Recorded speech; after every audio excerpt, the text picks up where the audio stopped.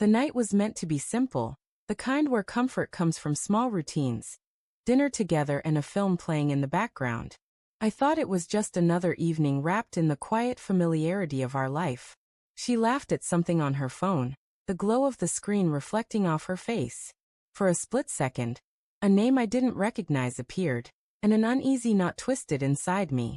She noticed my glance, quickly turned the phone over, and brushed it off with a casual, "Just a friend." But when someone hides their screen that fast, you don't need proof to know the truth is already slipping through the cracks. I tried to push it aside, to settle back into the night, yet my mind wouldn't stop circling. Her smile no longer looked effortless, her touch felt colder, and her gaze seemed to drift anywhere but me. I didn't confront her then. There were no fights or accusations, only my silence. But after that, I watched closely. The changes weren't hard to see. She lingered awake at night, her phone now guarded by a lock, her face brightening at messages I wasn't allowed to witness.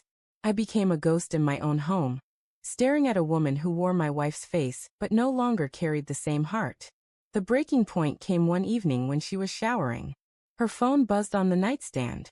I hadn't intended to touch it, but my hand moved before I could stop myself. I unlocked it, and there he was again.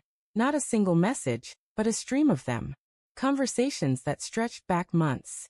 Photos, jokes, intimate confessions, plans for a future where I didn't exist. This wasn't a slip.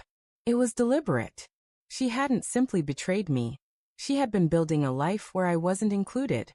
I didn't wait for her to step out.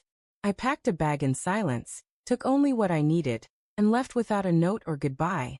She never expected me to go, but she no longer knew who I truly was. In the days that followed, I hid away in a modest hotel room. Her calls and texts came in floods at first, pleading, apologizing, promising explanations. But explanations don't erase betrayal. I blocked her, deleted our photos, cut every digital thread tying me back to her. You can't erase someone from memory, but you can dull their echo. 2 weeks later, I moved into a small apartment and started piecing myself back together. Some nights I still woke reaching for her, my body betraying what my mind already knew. But over time, the silence turned gentle. The pain dulled into something manageable. 6 months passed before I saw her again. I was heading home with groceries when I spotted her outside my building. She looked smaller somehow, not physically, but in spirit, like the weight of her choices had hollowed her out. She greeted me softly, as though no time had passed. I said nothing. She asked to talk, and against my better judgment, I agreed.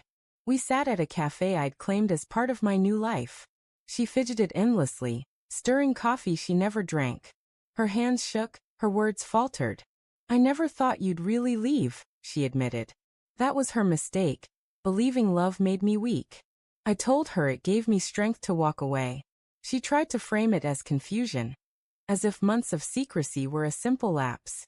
But mistakes don't come with good morning messages and stolen laughter.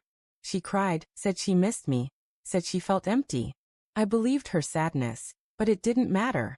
Regret doesn't fix betrayal, and guilt isn't love. She whispered that she didn't need my forgiveness, only for me to know she still thought of us. I looked at her and felt nothing. Not anger, not longing, just a clarity I hadn't known before. I told her, "You think about us now, but you didn't fight for us when it mattered." She couldn't argue, and the silence between us said everything. I left her sitting there, walked back into my life, and didn't look back. When someone shows you what you mean to them, believe it. Don't wait for late apologies or words meant to patch over what's already broken. Sometimes the strongest choice is to walk away when they never expected you to, and never return.